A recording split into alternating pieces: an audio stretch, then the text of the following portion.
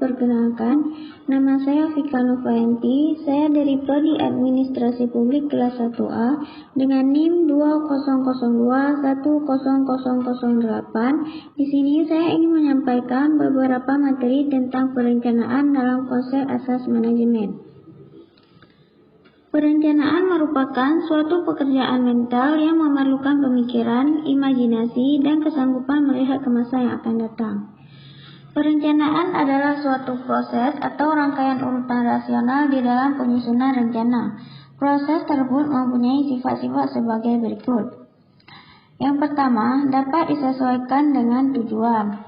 Yang kedua, dapat disesuaikan dengan keterbatasan yang ada. Dan yang ketiga, dapat dikembangkan sesuai teknik dan kebutuhan tertentu. Selanjutnya yaitu unsur-unsur perencanaan. Terdapat 4 unsur perencanaan. Yang pertama, rasional, yaitu dibuat dengan pemikiran yang rasional. Kedua, yaitu estimasi, yaitu dibuat berdasarkan analisa fakta dan sesuatu pemikiran yang mendekati. Dan selanjutnya, yang ketiga, yaitu prestasi. Apa itu prestasi? Prestasi merupakan patokan tindakan yang akan dilakukan. Dan yang keempat, operasional, yaitu tindakan-tindakan yang akan dilakukan. Selanjutnya yaitu fungsi perencanaan. Fungsi perencanaan menurut Robert Coulter ada 4. Yang pertama, perencanaan sebagai pengarah. Yang kedua, perencanaan sebagai minimalisasi ketidakpastian.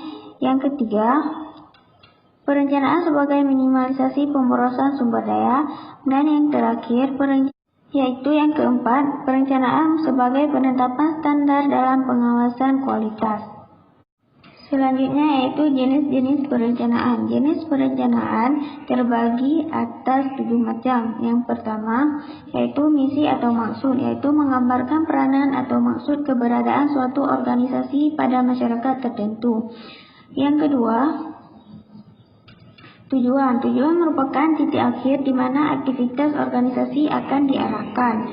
Dan yang ketiga, kebijakan merupakan pernyataan atau pemahaman umum yang membantu mengarahkan ke pengambilan keputusan, khususnya cara berpikir. Selanjutnya, yaitu yang keempat, prosedur. Prosedur merupakan serangkaian aktivitas atau tindakan yang lebih mengarahkan ke tindakan dan bukan cara berpikir. Selanjutnya, yang kelima, ada aturan. Aturan merupakan rencana yang akan dipilih dari beberapa alternatif. Dan yang keenam, program. Program merupakan jaringan kompleks yang terdiri dari tujuan, kebijakan, prosedur, aturan, penugasan, langkah yang harus dilakukan, alokasi sumber daya, dan elemen lainnya berdasarkan alternatif tindakan yang dipilih. Dan yang terakhir yaitu anggaran. Anggaran merupakan rencana yang dinyatakan dalam bentuk angka. Selanjutnya yaitu proses perencanaan.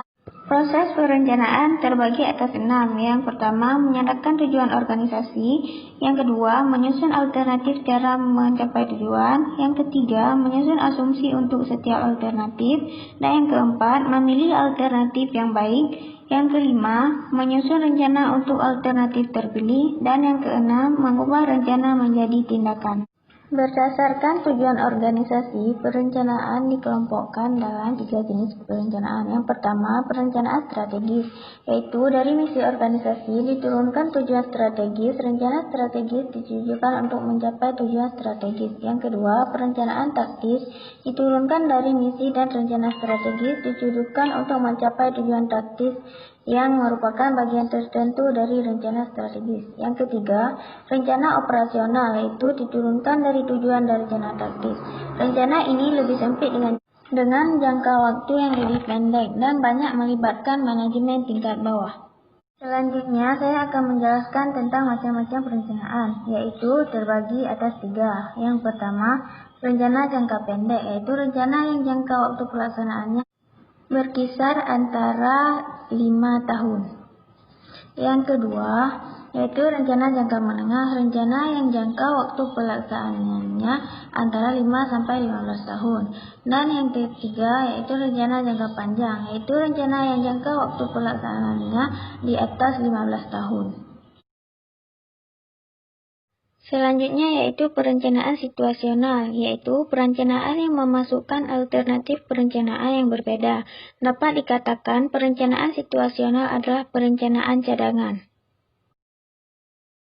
Selanjutnya, alat bantu bagi perencanaan. Yang pertama, yaitu perencanaan dengan flowchart atau diagram air yang adalah digunakan untuk melakukan perencanaan proses, analisis proses, dan mendokumentasikan proses sebagai standar prosedur produksi. Yang kedua, penjadwalan melalui Gantt chart adalah salah satu metode manajemen proyek.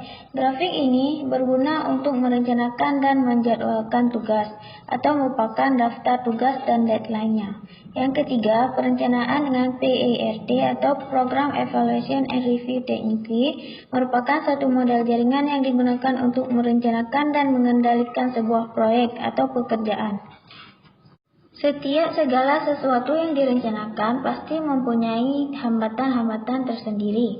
Hambatan-hambatan dalam perencanaan yaitu yang pertama, kurang pengetahuan tentang organisasi, yang kedua, kurang pengetahuan tentang lingkungan, yang ketiga, ketidakmampuan melakukan peramalan secara efektif, yang keempat, kesulitan perencanaan operasi yang tidak berulang, yang kelima, biaya, dan yang keenam, takut gagal, yang ketujuh, kurang percaya diri, dan yang terakhir, ketidaksediaan untuk menyingkirkan tujuan-tujuan alternatif. Setiap masalah yang kita alami pasti mempunyai cara atau solusi untuk mengatasinya.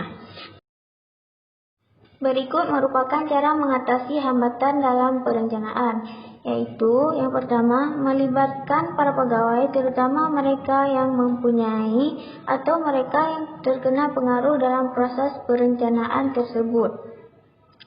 Yang kedua, memberikan banyak informasi kepada para pegawai tentang rencana dan kemungkinan akibat-akibatnya. Yang ketiga, mengembangkan suatu pola perencanaan dan penetapan yang efektif. Dan yang terakhir, menyadari dampak dari perubahan-perubahan yang diusulkan terhadap para anggota organisasi dan memperkecil gangguan